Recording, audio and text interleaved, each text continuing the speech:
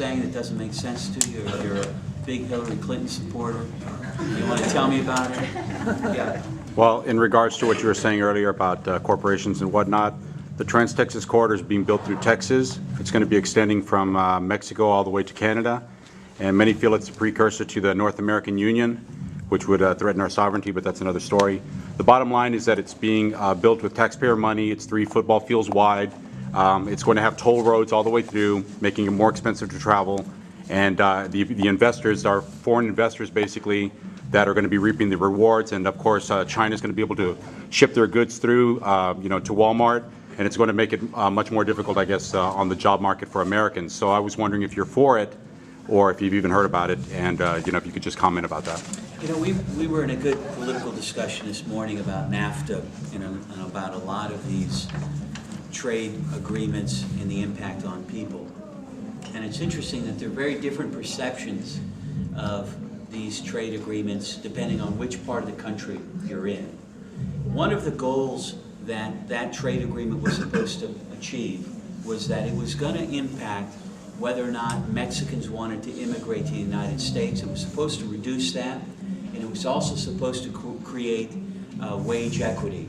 In other words, wages in Mexico were supposed to start catching up with us in terms of standard of living, etc. And the other thing that it was supposed to accomplish was massive trading between Mexico, the United States, and Canada. And so that part of the agreement is probably the part that was successful. There was, I think, quadrupling of trade among these 3 trade partners. But the other parts haven't been successful. And so I think that before we commit ourselves to something that would guarantee this particular political reality of this trading alliance between these 3 countries, we have to reassess what is it that we have to do in terms of mandating wages in these other countries as they relate to cost of living, and what do we have to do as it relates to any reform that's going to impact the immigration into this country. Well, the answer that we're engaged in right now doesn't work, which is we're criminalizing those efforts at entering this country. We're taking something that we historically are proud of, the melting pot, and we're now criminalizing it and trying to come up with ways of putting people in prison for simply looking for better opportunities here. I don't know if that answers your question. Well, I would just like to expand on it. Are you... Hold on. Let me just sure, no add problem. one thing. I think I have it here. It's interesting that there were some... in September of 2005, there was a commerce appropriation bill that was considered sponsored by a North Dakota senator that would have required U.S. trade negotiators to essentially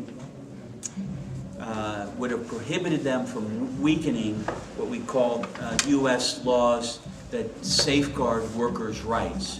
And so what often happens is there is an incentive for these trade negotiators to go in and create pacts with foreign countries wherein those countries are not bound by many of the laws that we have as they relate to health care, wages, etc., working conditions.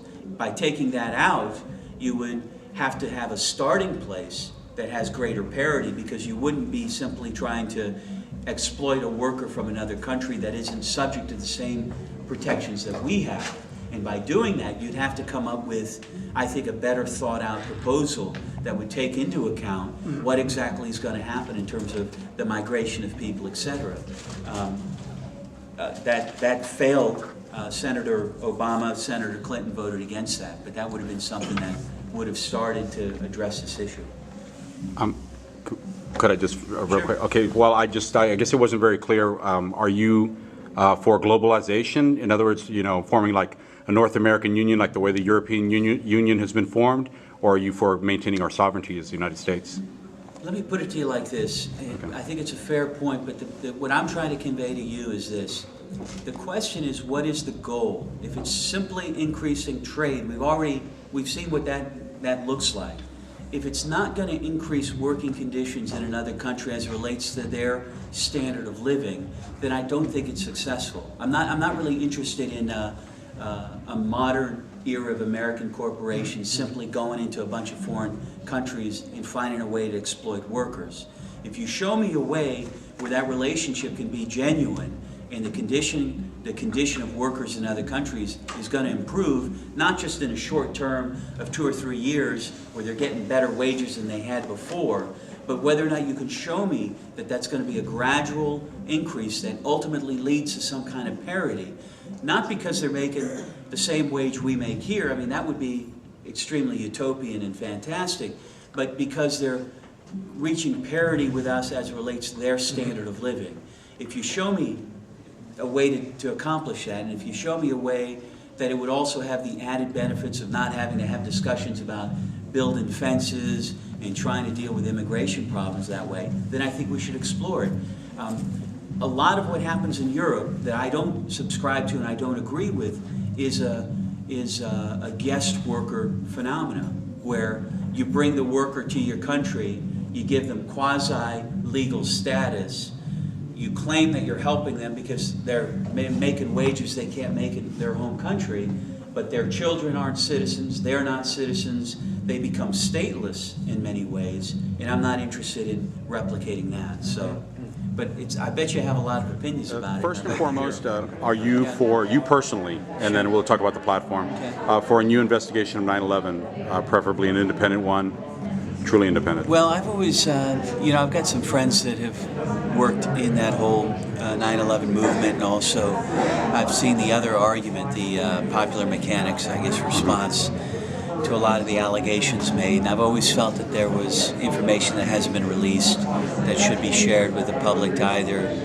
that I think would help either, really either side of the argument. You know, more information is kind of, would be my position. Okay. Yeah. Do you happen to know what Ralph Nader's is, by any chance? I don't know specifically, but I think that there have been a lot of concerns, obviously, about,